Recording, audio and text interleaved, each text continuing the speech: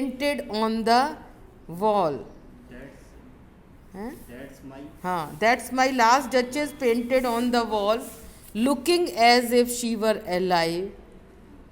So, look at the colloquial style, conversational style. This is the, one of the characteristics of dramatic monologue. It appears as if, the poem begins almost abruptly and you are made aware of the presence of another character. So he says, as if he is talking to somebody, we are made aware of this. He is talking to the Duke, is the speaker.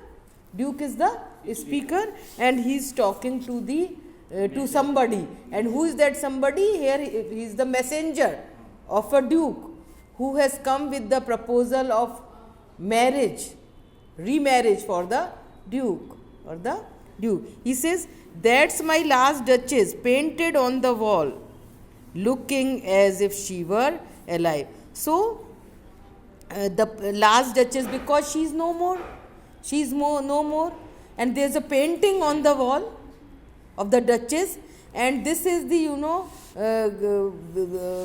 characteristic of the painter. He is a great painter, so he has made the painting in such a way that it appears almost alive, as if she is still alive, looking as if, so her the painter captures the bright looks in her eyes, and so it appears as if she is still alive. I call that piece a wonder. What piece he is talking about? He is talking about the painting. He is talking about the painting, and he says it is a wonderful painting. It is a wonderful painting because he says Fra Pandolf's hands worked busily a day. Fra Pandolf is the name of the painter. He is a very famous painter. So he says how much time did he take to make the painting? Just one day. Just one day. And for a day he kept busy in making the painting. And there she stands. There she stands. So look at the colloquial style. There she stands. Will it please you sit and look at her? He is asking the messenger. He is asking the messenger to sit and give a look at the painting. I said, who is the speaker? The Duke is the speaker. I said Fra Pandolf by design. By design, deliberately. By design, deliberately. For never read strangers like you that pictured countenance. Pictured countenance. Countenance वैसे होता है appearance. Face. Here, pictured countenance is the painting. Pictured countenance is the painting. He says, no stranger ever was allowed to read the expressions in the eyes of the duchess. No stranger ever was given the chance to read the facial expression of the duchess. The depth and passion of its earnest glance. So, you connect with this. For never read strangers like you the depth and passion of its earnest glance. Earnest, sincere, serious. So he says, no stranger like you was ever allowed to read the depth and the depth of the emotions that you find there in the eyes of the duchess. In the eyes of the duchess. Glance, you understand? Drishti, glance, hai na? Earnest is sincere. But to myself they turned. So look at the possessiveness of the Duke. He says that the picture, the eyes, the glance in the eyes. The glance in the eyes was turned to himself and not to anybody else. Was turned to himself and not to anybody else. Why? Because he says, but to myself they turned, since none puts by the curtain I have drawn for you. Because he has veiled the picture of the Duchess. There are curtains on the picture of the Duchess, and nobody is allowed to lift that curtain except the Duke. And therefore he says that the earnest glance in her eyes was turned to himself and not to anybody else, because nobody is allowed to unveil the painting. Only he could draw the curtains down. And he says, and seemed as they would ask me if they durst. Look at the ego. Dare, durst means dare. And seemed as they refers to the eyes, the glimpse in her eyes. And he says, and seemed as they would, he's talking about the looks in the eyes. So them refers to the looks in the eyes. And seemed as they would ask me if they durst, how such a glance came there. So he says, no stranger was ever allowed to read the passion, the depth of passion in the eyes of the Duchess except himself. And he says, if sometimes it happens that he unveils the curtain, if he unveils the picture of the Duchess, and if it before some stranger, he says, if they had the courage, because they might not have the courage before the Duke. If they dared, how such a glance came there. So not the first are you to turn and ask thus. And now he himself is giving explanation how that earnest glance came into the eyes of the Duchess, and how those looks. He's giving an explanation of the emotions and passion of the looks of the Duchess. And he says, sir, now this shows the pain of the Duke, his intolerance and the pain that he felt when Duchess used to smile whenever somebody showed her a gesture of courtesy. He says, sir, it was not her husband's presence only called that spot of joy into the Duchess' cheek. Perhaps Fra Pandolf chanced to say, her mental lapse over my lady's wrist too much, or paint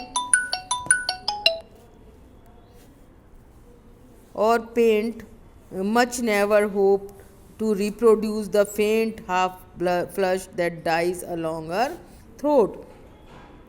And now what is he saying? There is a kind of a ray of passion, strong emotions in the eyes of the Duchess. And so Duke is giving you the explanation for such looks. And he says that maybe that look in her eyes is because Fra Pandolf, while making the painting of the Duchess, might have spoken that, her mantle is the gown, is the long gown. And if he says her mantle laps over my lady, that it is coming, over her wrist, means a small sentence.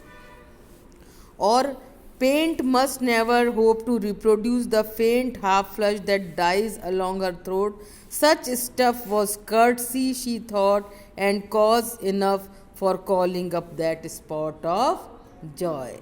So what is he saying? Maybe Fra Pandolf, chance means happened to say, क्या कि भाई आपका जो clock है वो थोड़ा ऊपर तक आ रहा है, और पेंट मस्ट नेवर, और या उसने ये कहा कि paint means painter, here paint means painter, paint has been personified, so here it means painter must never hope, कि पेंटर को कभी उम्मीद नहीं करनी चाहिए कि जो है वो एक जो ब्लश का साइन होता है, ब्लश होता है ना चीक्स पर, उसको रिप्रोड्यूस नहीं कर सकता. He should never hope, because it is something which is very natural and it is very difficult for the painter to reproduce that blush on the cheeks. कह रहे अगर इतनी सी भी बात कह दी होगी तो that was enough reason for her to bring that spot of joy in her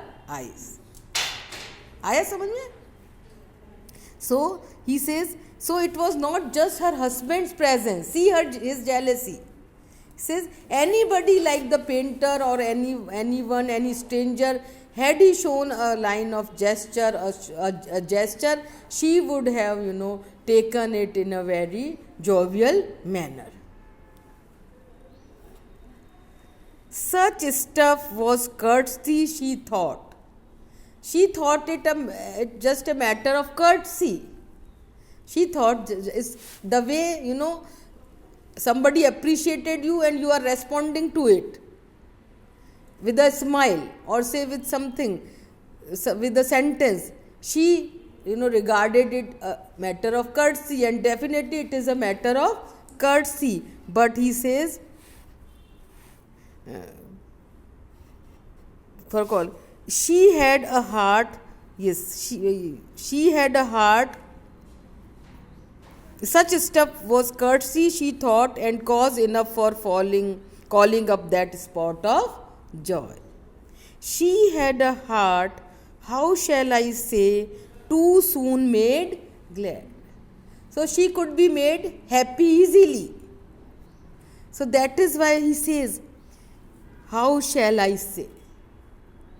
This shows his pain. Maybe this can be unreasonable. His pain that he felt, that can be, or the jealousy he felt. It might be unreasonable. It is unreasonable, definitely. But he says, she owned a heart which could easily be impressed. She liked whatever she looked on, and her looks went everywhere. So this is the reason. Maybe she is innocent. She is doing it out of innocence.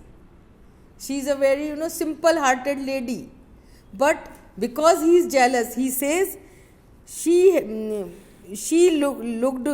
liked whatever she looked on. So she was such a simple lady that whatever things she looked at, she easily liked them. And he says, and her looks went everywhere. So she was a very good observer.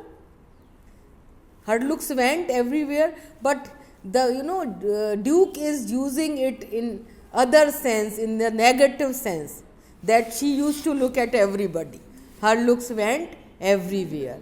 And this became intolerable for the Duke, because he is thinking from that male point of view where he is full of jealousy, possessiveness, and so he says, her looks went everywhere. Sir, it was all one. My favor at her breast, the dropping of the daylight in the west, the bough of cherries some officious fool broke in the orchard for her, the white mule she rode with round the terrace, all and each would draw from her alike the approving speech or blush at least. She thanked man. I'll read out it later. So he says, it was all, she took all, gestures alike, whether it was a gesture from her husband or from some, employee. And he says, my favor at her breast, the dropping of the daylight. So the dropping of the daylight in the west, this is a natural phenomena. Dropping of the daylight in the west. And my favor at her breast is a gesture from her husband. And then the dropping of the daylight in the west. and the bow of, there was an orchard in the palace. Orchard, you know, fruit garden, and maybe some, you know, employee of hers got a branch of cherry. Bough is branch of cherry for her. Or maybe daylight dropped in the west. Or, you know, she rode on the white mule round the terrace. All and each would draw her, attract from her. Draw means attract from her. Alike the approve. She will approve of everything. She will appreciate everything. Whether it was a small gesture from some officious fool, he says, means because he is angry. He is annoyed. So he says, officious fool. He uses this for the employee. And she says, or blush at least. And he says that even if she does not approve of or appreciate such a small gesture, at least she will blush. She thanked man good, but thanked somehow, I know not how, as if she ranked my gift of a 900-year-old name with anybody's gift. So again, you know, his jealousy, his possessiveness. He says, if anybody had given her a small gift, or I had given her a big gift, very precious gift, she will treat them alike.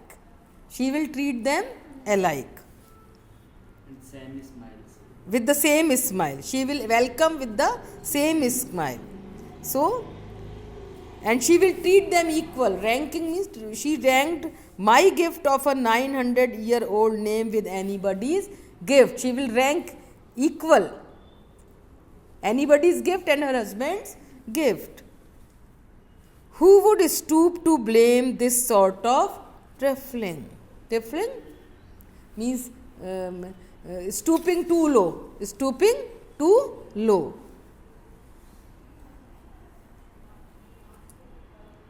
And trifling is a small thing. And because he is a duke and he is full of ego, pride, not exactly pride, arrogant.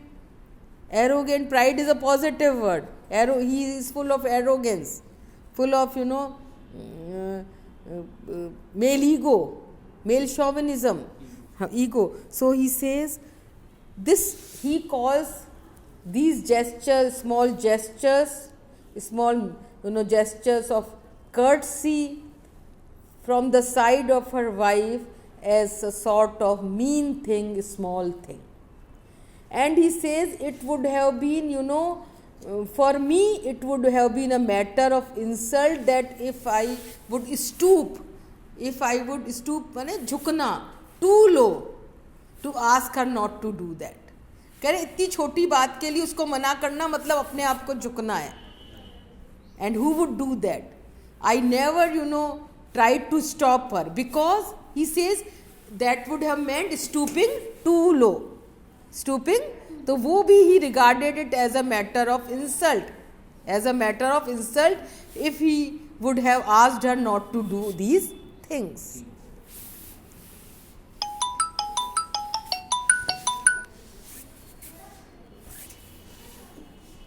Who would stoop to blame this sort of trifling, even had you skill in speech, which I have not, to make your will quite clear to such as one, and say just this or that in you irritates me. So he says, this sort of, even had you skill in speech. He says, had I been, you know, a good speaker, had I been a skilled speaker, which I am not. He says, which I am not. He says, to make your will quite clear to such as one, and he says, had I been so skillful in my speech that I would have made clear to her. क्या कि भाई this चीज, ये चीज, if you do this I don't like it, I hate. Disgust means to get irritated, to hate, not to like something. कि ये मत करो, I don't like this in you, ये चीज़ मत करो, ये चीज़ मत करो, है ना. Here you miss, here you have done something, you have not done something you should have done. Miss यानी here means not doing something which she should have done. Or there exceed the mark, or you are limiting the, you are crossing the boundary, you are limiting, you are crossing the limit. And और कह रहे हैं and if she let herself be lessoned, so had I given her instructions or had I blamed her and taught her not to do this and don't do this, और हो सकता है she would have learnt. lesson means सीख भी जाती, she would have learnt.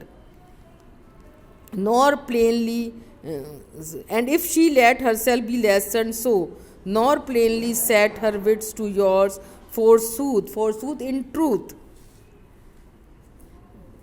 and made excuse. Or maybe she would have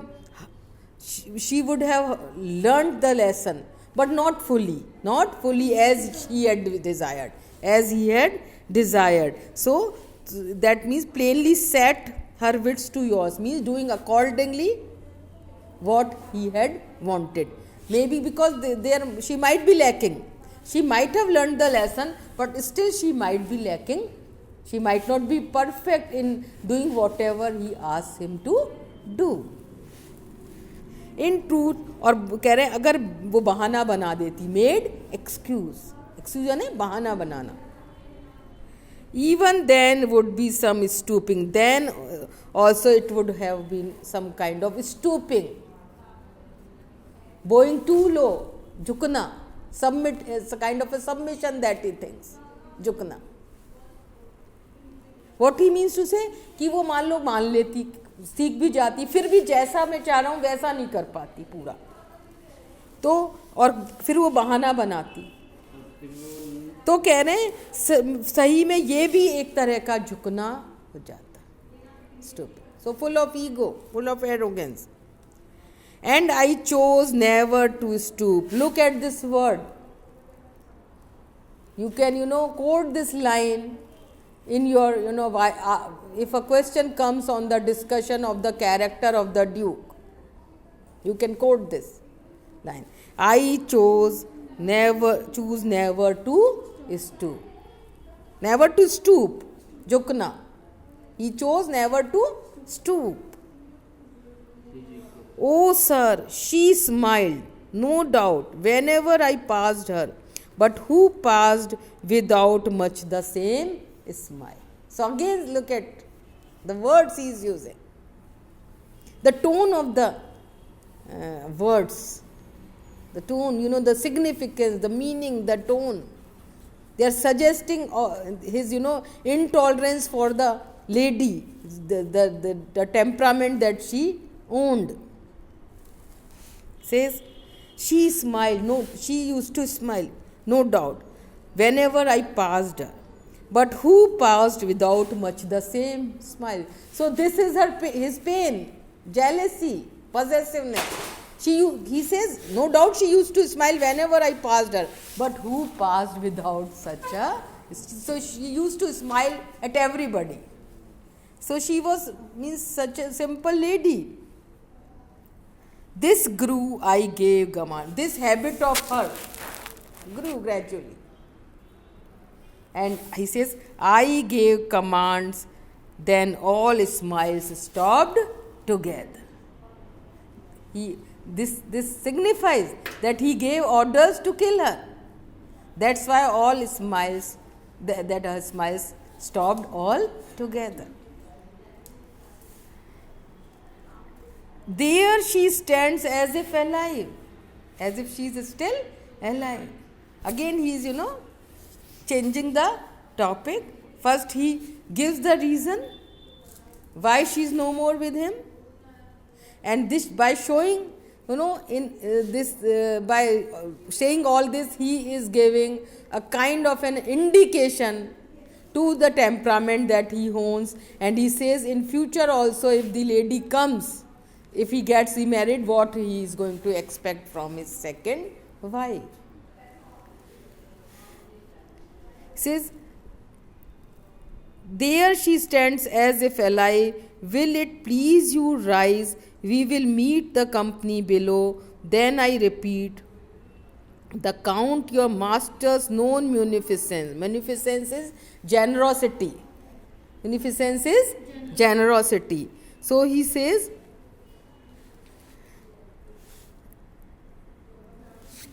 till now he was sitting, the messenger was sitting, and so again, this, you know how dramatic monologue, proceeds, progresses.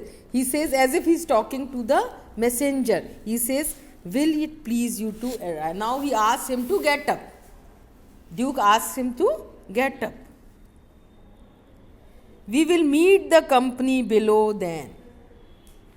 We'll meet, they are upstairs, because he has come upstairs in order to show the painting of the Duchess.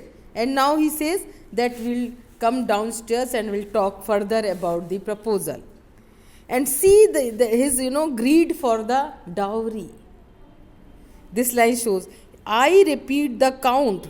The Count is the master of the messenger, whose daughter he has come with the proposal of marriage. She is the daughter of the Count. He says he is known for his generosity. He is known for his generosity. And he says his generosity is ample, sufficient. Warrant is guarantee, evidence or guarantee that no just pretense of mine for dowry will be disallowed. Just means justified. Just means justified, fair. Pretense. Pretense means, वैसे pretense दिखावा होता है, ढोंग होता है, show off means. He says whatever he asks for in the name of dowry, he knows that it will not be disallowed. It will not be disallowed because the Count's generosity is already known to all.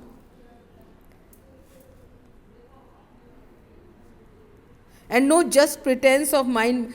Now he is saying that if I pretend or if I say I won't take any dowry, this will not be allowed, because he is known for his generosity. He is known for his generosity. Though his fair daughter's self, as I avowed as starting, is my object. So at the same time he is saying two things. He is saying at the same time, that he is known for this generosity, so he will give dowry to him. This is definite. And at the same time he is wanting the dowry. He wants the dowry. He is greedy, and he is in a way trying to justify कि नहीं वैसे तो जो daughter है, that is my sufficient object or aim. I don't want any dowry. My main focus is on the daughter. But he says, फिर भी मुझे पता है, this kind of a thing, because he is generous, he is going to give dowry.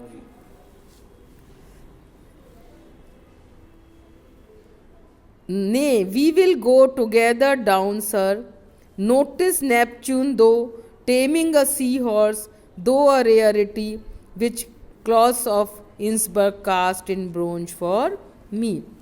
Now, as I told you, Renaissance period was a revival of learning and art, and he, here is talking about the paintings, the pictures, and here also he says he's talking about Neptune. Neptune is the sea god.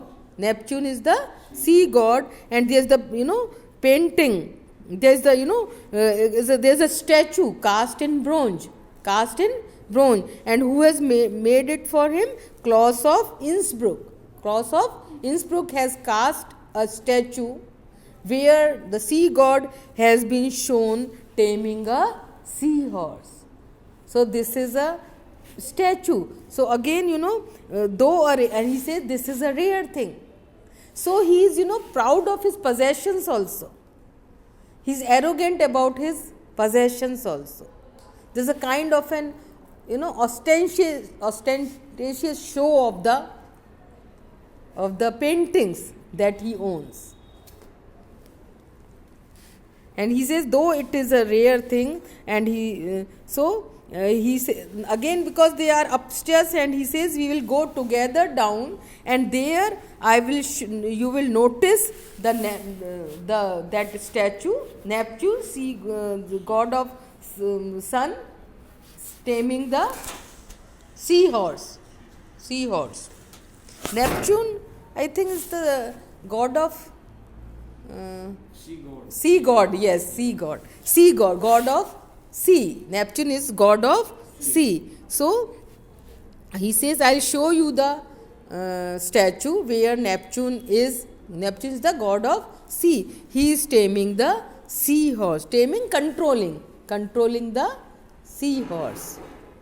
And he says it is a rare painting. He is proud of his possession. So this is all about the poem. Or I'll take up the important issues about the poem.